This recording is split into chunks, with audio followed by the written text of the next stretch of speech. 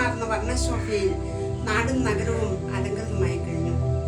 വിശുദ്ധ യോഹന്നാന്റെ സുവിശേഷം 1-ാം അധ്യായം 4-5 തിരുവചനങ്ങൾ ഇപ്രകാരം പറയുന്നു: അവനിൽ ജീവനുണ്ടായിരുന്നു, ആ ജീവൻ മനുഷ്യരുടെ വെളിച്ചമായിരുന്നു. ആ വെളിച്ചം ഇരുളിൽ പ്രകാശിക്കുന്നു, അതിനെ കീഴടക്കുവാൻ ഇരുളിന് കഴിഞ്ഞില്ല.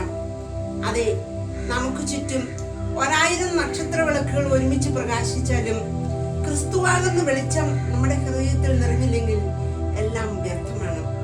ഒരു കഥ ഇപ്രകാരമാണ്: ഒരിക്കൽ അന്ധനായ ഒരു മനുഷ്യൻ തന്റെ സുഹൃത്തിനെ സന്ദർശിക്കാനായി യാത്ര തിരിച്ചു.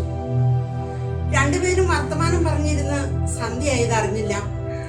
മടക്കയാത്രയ്ക്കായി ഒരുങ്ങിയപ്പോൾ സുഹൃത്ത് ഒരു വിളക്ക് കത്തിച്ച് അന്ധന്റെ കയ്യിൽ കൊടുത്തിട്ട് പറഞ്ഞു: നിനക്ക് കാഴ്ചയില്ല എന്നത് ശരി തന്നെ, പക്ഷേ നീ ഇരുട്ടത്ത് ഈ വിളക്കുമായി യാത്ര ചെയ്യുമ്പോൾ നിന്റെ ചുറ്റുമുള്ളവർക്ക് ഇതിന്റെ പ്രകാശം കണ്ട് തട്ടി വീഴാൻ നടക്കാമല്ലോ.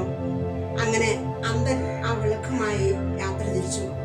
എന്നാൽ ഏറെ ദൂരം ചെന്നില്ല, എതിരെ വന്ന ഒരു മനുഷ്യൻ ഈ അന്ധനെ തട്ടി രണ്ടുപേരും നിലത്ത് വീണു. തപ്പിത്തടഞ്ഞ് എഴുന്നേറ്റ് ഒട്ടൊരു ദേഷ്യത്തോടെ അന്ധൻ അദ്ദേഹത്തോട് ചോദിച്ചു: താങ്കൾക്ക് കണ്ണ് കാണില്ലായിരുന്നോ? എന്റെ കയ്യിൽ വിളക്കുണ്ടായിരുന്നല്ലോ. അപ്പോൾ ആ മനുഷ്യൻ അന്ധനോട് പറഞ്ഞു: താങ്കളുടെ കയ്യിൽ വിളക്കുണ്ടായിരുന്നു എന്നത് ശരി തന്നെ, പക്ഷേ അതിന്റെ പ്രകാശം അണഞ്ഞു പോയത് താങ്കൾ അറിഞ്ഞില്ലല്ലോ.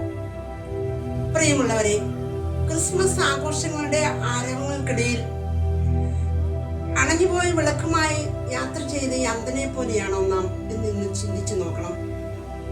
ക്രിസ്തുവാകുന്ന നിത്യവെളിച്ചം അണയാതെ ഹൃദയത്തിൽ കാത്തു സൂക്ഷിച്ചുകൊണ്ട് പ്രകാശമാകുവാനും പ്രകാശമേകുവാനും നമുക്ക് സാധിക്കട്ടെ. Happy Christmas.